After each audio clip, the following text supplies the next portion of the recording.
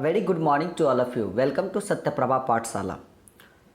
आज हम लोग क्लास 4 की चैप्टर 4 में की क्वेश्चन आंसर हम लोग करेंगे। ठीक है, क्लास 4 की चैप्टर 4 जो हम लोग पढ़े थे, आपके पास चैप्टर 4 यहाँ पे दिख भी रहा है। ठीक है ना, मैंने यहाँ पे ओपन भी कर दिया आपको। एक्वेटिक एनिमल्स यानी कि जो हमारा चैप्टर 4 था, where animals live and the adaptation, इस चैप्टर के आज हम लोग क्वेश्चन आंसर करेंगे। तो चलिए स्टार्ट करते हैं हम लोग क्वेश्चन आंसर से। सबसे पहले ऑब्जेक्टिव क्वेश्चन, जैसे कि हमेशा से मैं करवाता हूँ आपको।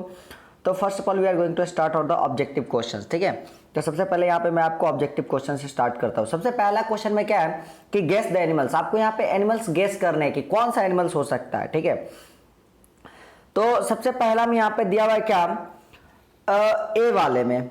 ठीक है, तो मैं एकदम स्टार्ट करता हूँ 1 नंबर से। ए वाले में गेस द एनिमल्स।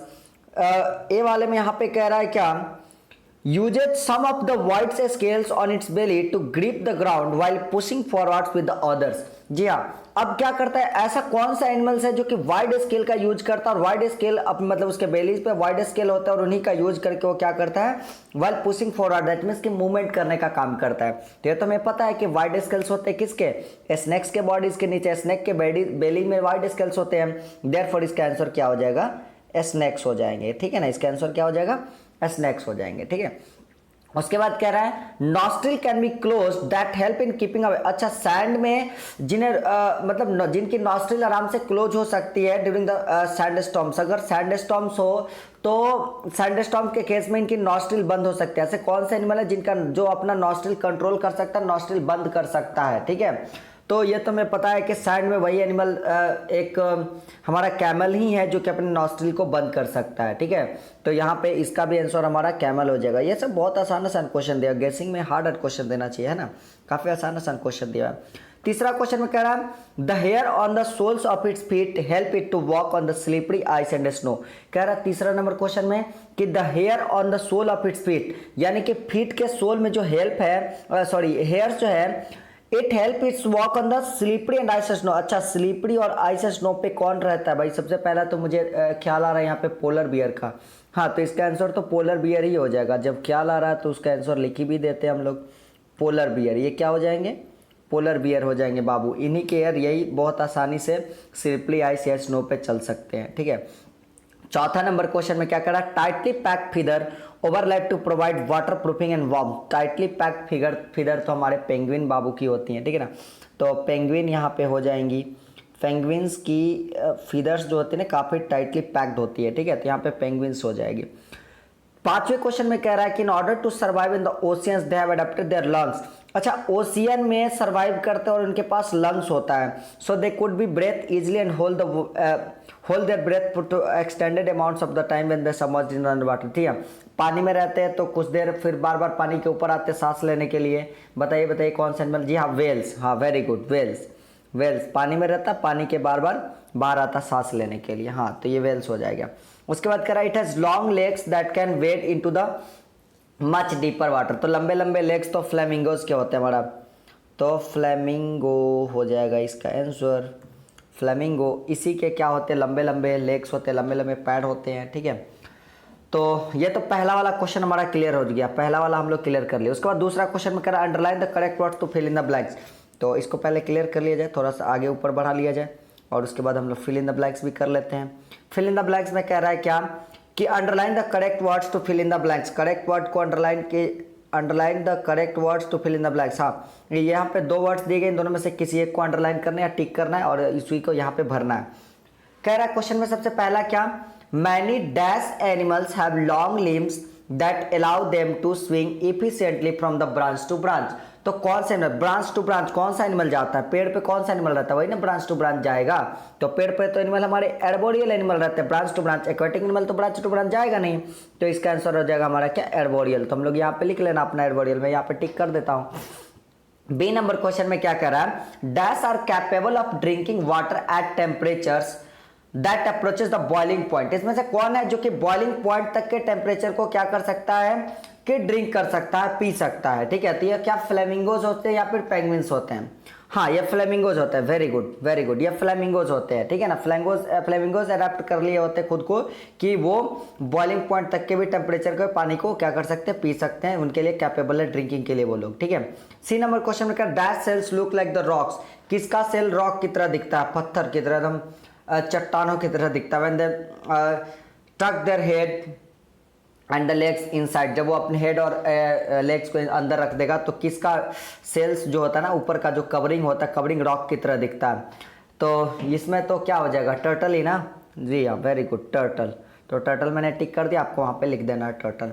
उसके बाद that can beat their wings together और सेपरेटली, इसमें से कौन सा एक साथ या सेपरेटली दोनों काम कर सकता है, सेपरेटली भी बीट्स कर सकते हैं और विंग्स एक साथ भी कर सकते हैं, कौन कर सकता है, बटरफ्लाइज या तो फिर ड्रैगन फ्लाइज, क्या होगा, बटरफ्लाइज, नहीं नहीं नहीं नहीं, बटरफ्लाइज नहीं होंगे, ये होंगे कौन सा, dragon flies, very good, dragon flies होगा। ड्रैगन फ्लाई क्या कर सकता है, विंग्स को एक साथ भी और अलग अलग भी क्या कर सकता है, ये अपने बीट्स को, विंग्स को फरफरा सकते हैं, ठीक है ना, बीट कर सकते हैं।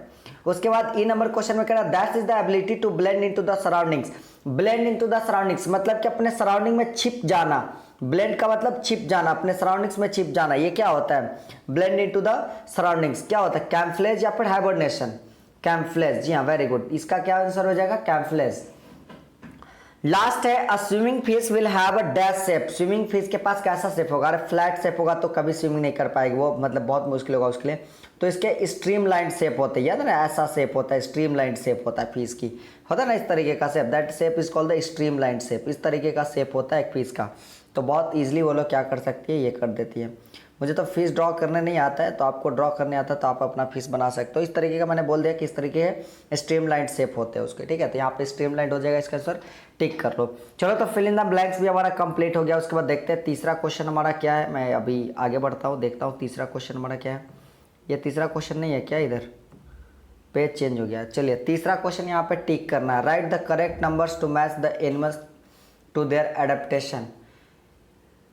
यहाँ पे कौन सा एनिमल किस एडेप्टेशन में होगा, 1 2 3 4, देखो यहाँ पे दिया हुआ है, इसके अंदर तुम्हें नंबर्स लिखने हैं। जैसे ए में दिया हुआ है तो ये कौन सा एडेप्टेशन में होगा, बी में दिया तो इसका एडेप्टेशन क्या होगा, सी वाले का, सब में यहाँ पे नंबर दिया, यहाँ पे 1 2 3 4 5 6 दिया हो ना, तो सब में लिखना है कि कौन किसका, एक तरह से मैच द फॉलोइंग है, ठीक है। तो सबसे पहला चीज कह रहा है क्या, तो ये जो फिगर आपको दिख रहा है, ठीक है ना, इसमें क्या कर रहा है, सबसे पहला चीज मैं आपको सबका आंसर दिखा दे रहा हूँ, ठीक, मतलब सबका आंसर आपको यहाँ पे लिख दे रहा हूँ, ठीक है। आप वहाँ पे जाकर के मैच कर लोगे, इनफैक्ट आप जाकर के बुक में देख भी लोगे, पहले मैंने पढ़ाया भी है, तो तब सबका नाम वाम भी आपको वहाँ पे दिख जाएगा, ठीक है। तो सबसे पहला ए वाले का हो जाएगा आपका, यहाँ पे मैं लिख दे रहा हूँ सबका, ए वाले का हो जाएगा आपका 6, तो यहाँ पे मैं लिख देता हूँ 6, और बी वाले का आपका हो जाएगा जेबड़ा है, तो बी वाले का हो जाएगा आपका जेबड़ा है, तो ब्लैक वाइट स्ट्रिप्स, हाँ तो बी वाले का तो 1 हो जाएगा, ब्लैक एंड वाइट स्ट्रिप्स, तो इसका 1 हो जाएगा।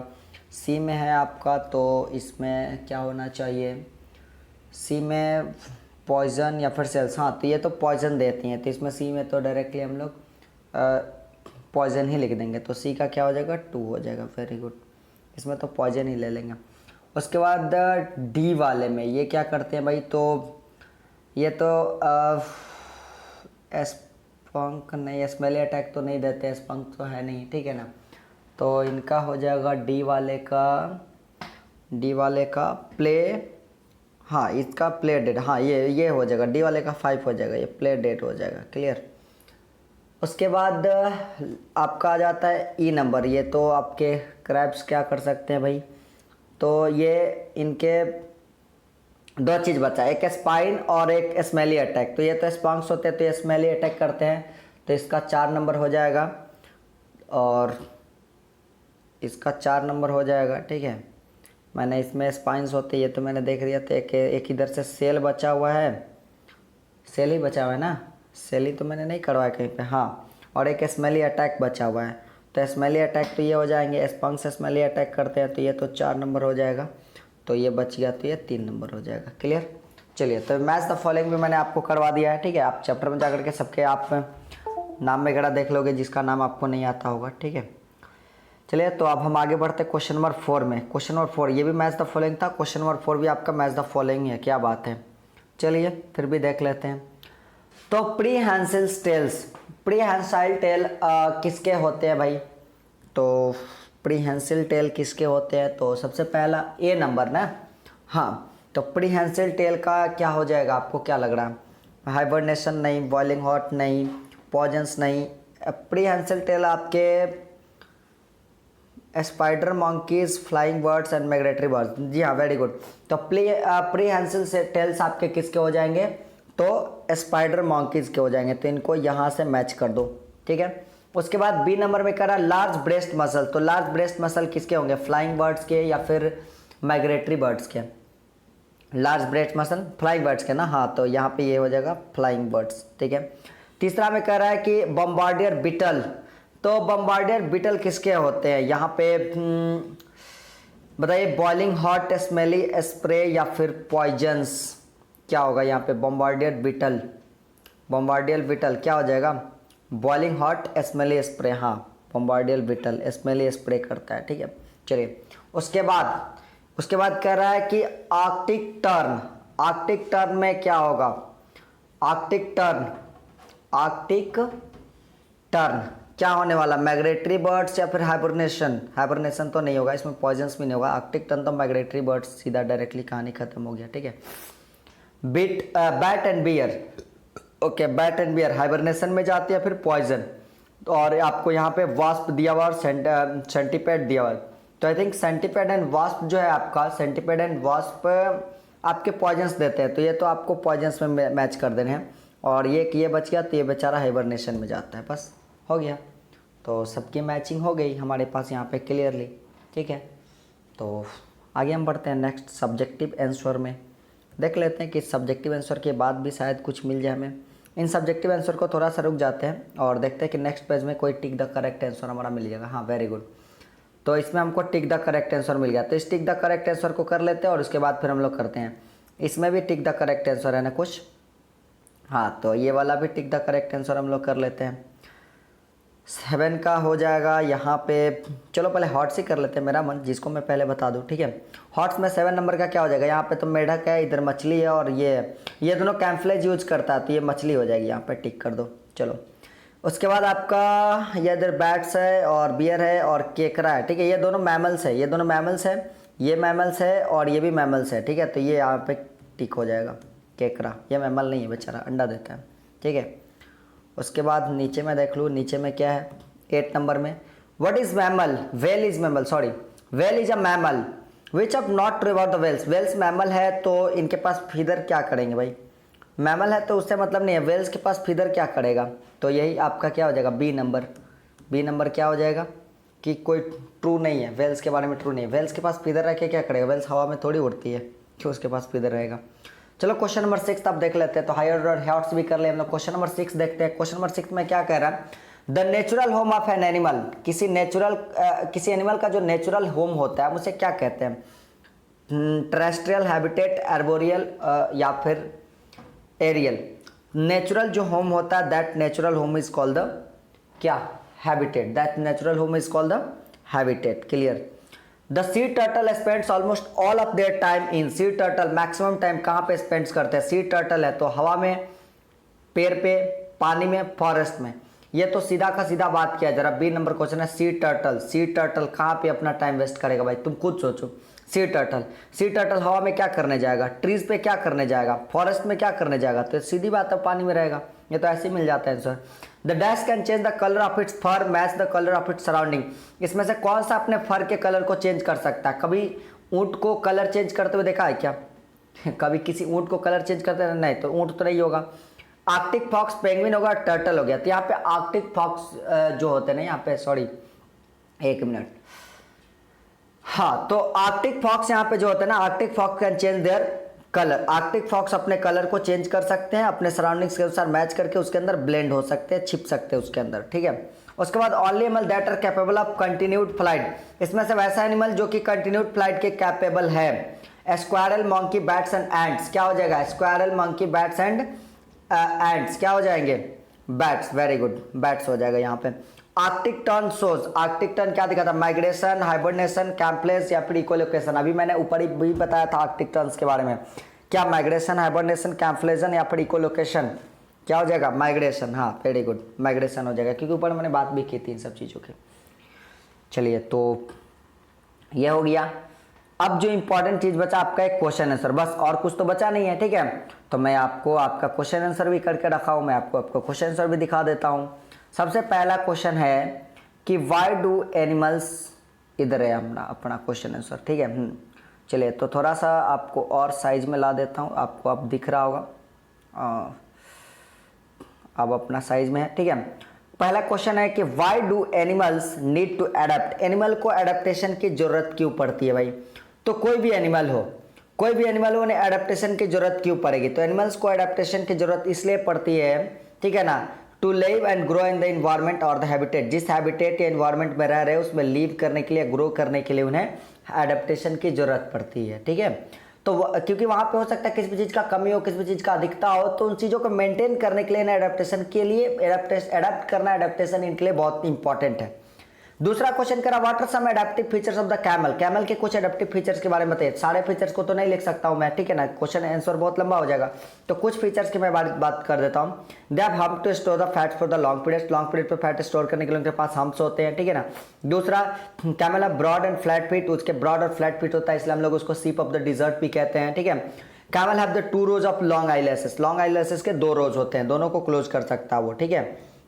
चलिए उसके बाद क्वेश्चन नंबर 3 कह रहा है क्या कि हाउ कैम्पलेज प्रोटेक्ट एनिमल्स, कैम्पलेज एनिमल को कैसे प्रोटेक्ट करता है, यानी कि कुल मिलाकर बात कैम्पलेज एनिमल खुद को कैसे प्रोटेक्ट कर लेते हैं। देखो कैम्पलेज का मतलब होता है helps the animal to blend in their surrounding, camouflage का मतलब होता है अपने सराउंडिंग कलर को मेंटेन कर लेना, और सराउंडिंग कलर को मेंटेन करके उसके अंदर ब्लेंड कर जाना, छुप जाना, ठीक है। तो इस तरीके से अपने सराउंडिंग कलर को अडॉप्ट कर लेता है, ठीक है, और फिर उसके अंदर वो क्या कर जाता है, उसी पे सो जाएगा या फिर बैठ जाएगा किसी कोने में, तो पता नहीं चलता है किसी को कि वहाँ पे कोई एनिमल्स है, और आराम से वो उससे बच सकता है, ठीक है, प्रेडेटर से अवॉइड करने में हेल्प करता है camouflage. How do puffer fish protect itself, puffer fish कैसे प्रोटेक्ट, पफर फिश में क्या होता है कि जब भी कोई सामने आता है तो पानी पीना स्टार्ट कर देती है, ठीक है ना, और फिर उसके बाद क्या हो जाता है, धीरे धीरे इसका साइज बढ़ जाता है, पफर फिश अपने का साइज लगभग डबल हो जाता है, ठीक है।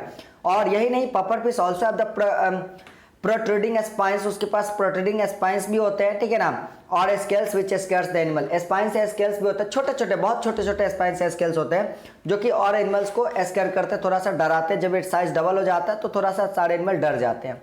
उसके बाद क्वेश्चन है कि why do birds migrate, birds migrate क्यों करते हैं, माइग्रेट करने का कारण क्या है। तो जब क्लाइमेटिक कंडीशन नहीं होगा तो माइग्रेट करेगा, तो फॉर बेटर क्लाइमेटिक कंडीशन, सीधी बात है, बेटर क्लाइमेटिक कंडीशन के लिए वो क्या करता है, माइग्रेट करता है। They also return back to their original habitat, और हाँ ओरिजिनल हैबिटेट में वापस आ भी जाते हैं जब सिचुएशंस नॉर्मल हो जाते हैं, ठीक है। तो बस यही था क्वेश्चन चैप्टर 4 का क्वेश्चन आंसर, ठीक है। तो यहाँ पे आपका एंड हो जाता है वीडियो। अगर आपको कोई भी डाउट हो तो आप क्या कर सकते हैं, ये जो नंबर मैं यहाँ पे लिख रहा हूँ, इस नंबर पे आप हमें व्हाट्सएप कर सकते हैं और व्हाट्सएप करके हमसे कोई भी डाउट अपना पूछ सकते हैं, ठीक है। चलिए तब तक के लिए चैनल को क्या कर दीजिए, तो सब्सक्राइब कर दीजिए, और बेल आइकन को, जो घंटी है ना घंटा, उस घंटा को दबा लीजिए ताकि अगले वीडियोज़ की नोटिफिकेशन आप तक पहुँच जाए। Thank you.